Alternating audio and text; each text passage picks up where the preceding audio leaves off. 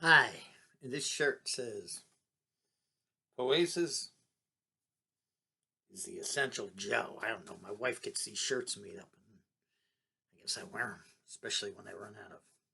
That's something on it. All right, I'm going to read from this book called In Praise We Enter.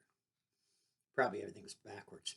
These little kids are probably in their 30s now because this book came out, 23 years ago?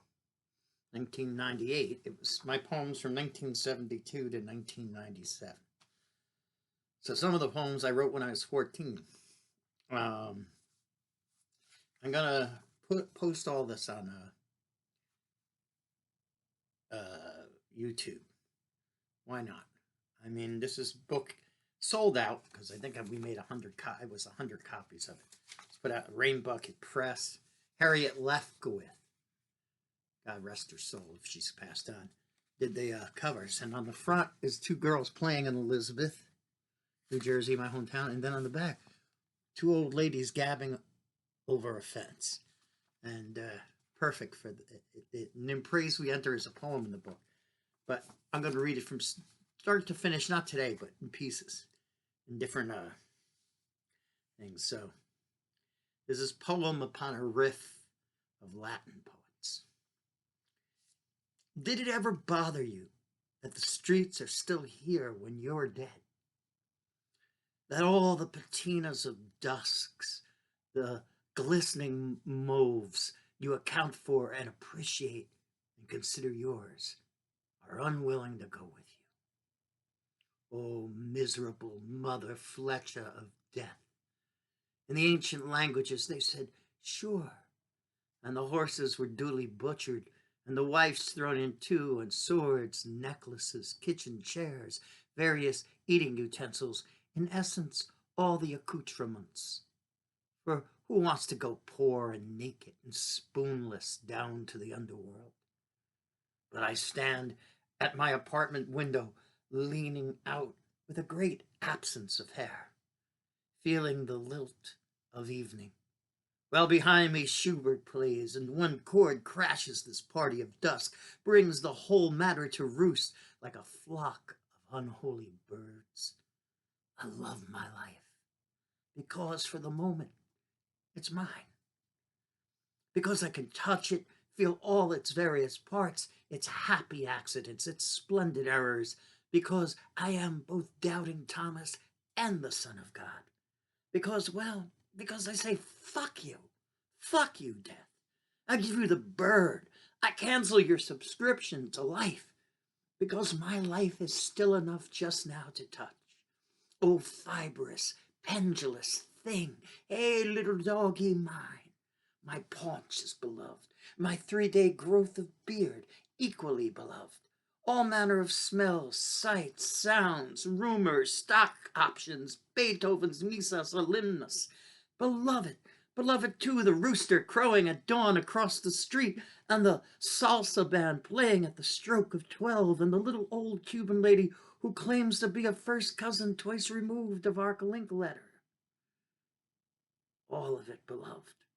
Beloved too, the neighbors I can't stand, without whom the joy of unending spleen would be incomplete. Beloved, the sun and moon and stars and the cars and the bars and the barmen. Beloved romper room, for I see you, Sylvia, and Anne and Death. What idiot comprised this scenario? Oh, gloomy friend, my pet, my boy. What dialectical abuse has made you the dark opposition to my life? What truce might you and I declare to snatch one golden apple from the air and thwart the ancient laws of gravity? Ah, what boats of gravy instead of graves, what feasts sans famines might we enjoin, what breasts, what tenderloins might we consume? Oh, death, let us have meals sans mealworms, friend, old chum, old warrior, a truce between us. For Schubert plays, and I grow sad. For it is June, and evening lifts her ancient dowager's hand to show her crusty jewels. And in the west the sun sets over the ruined American empire. like one of those fantastical mixed drinks, the various liqueurs of which are layered by weight. Oh, greens, oh, blues, oh, burnt umbers, violets, pinks. And I would drink this tourist concoction down until I slaked my thirst and, drunken, stumbled, drowned, attempting to kiss the moon. Zounds, I am undone. Living is tough, and dying, I'm sure, ain't no fun.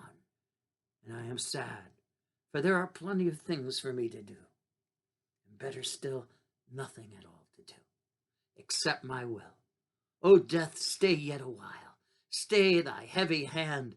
O death, be not proud, but rather prod to life. O lordly death, be prod to life, and let me wield you, and I'll stand with prod in hand, whipping the horses of dusk, riding them off, galloping over the furniture store and the leather warehouse outlet and the Marlboro Man sign across the street.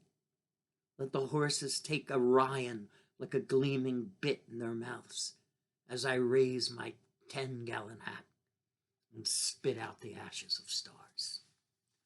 So I guess that was my kind of invocation of the muses. In my case, speaking to death and telling it, hold on, off, Baba Louie. All right, and this is a poem I wrote when I was 14 that was included in this book. Right at the bottom, written at 14, because I wasn't sure of this poem's value, except for a 14-year-old, it's pretty damn good. I was reading Rimbaud.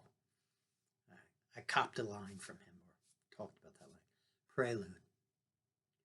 This is my heart dragging its cherished image, a copse of flowers, the blue of a jet flame. And this is my hand writhing into the void, pulling up rabbits, the beloved dead, the tools of my trade. Anvils, cries the self, more light a stone. But what is it making? The soul chirps feebly, a lone cricket in November. On the roadside, lost in yellowing grass, and dead leaves already turned to mulch, this stray, persistent flesh weaves on, ends and begins, where desire bends the trees and turns the body back again. And maybe I will read. Nah, I'm going to stop there. And I'll do the other poems. The next poem is a poem of mine that people seem to have liked. I was never a big fan of it. Ode to Elizabeth. And I just did this by mistake. I don't know what happened there, but that sucks. What a way to disturb me. At